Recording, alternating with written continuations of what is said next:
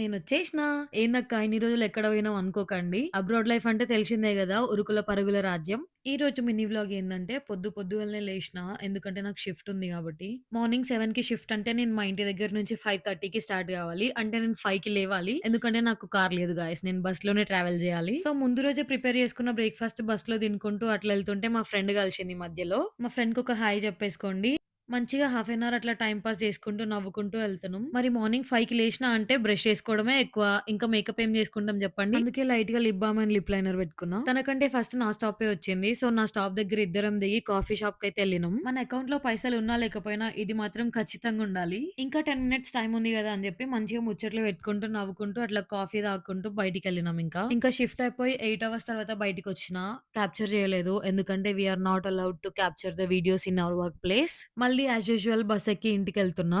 ఇంకా మనకి ఖాళీ టైం దొరికేదే జర్నీ టైమ్‌లో కాబట్టి ఇంట్లో వాళ్ళకి, ఫ్రెండ్స్‌కి అందరికి కాల్ జేసి మాట్లాడినా. ఈ వెదర్ ఎప్పుడు ఎట్లుంటదో తెలీదు. అప్పటిదాకా వర్షం పడ్డది. మళ్ళీ అప్పుడే ఎండొస్తుంది. అందుకే ఫేస్ క్యాప్చర్ చేసుకున్నా నేను. ఇంకా బస్ దిగి మా ఇంటికి నడుస్తున్నా. అది మా కమ్యూనిటీ అన్నమాట.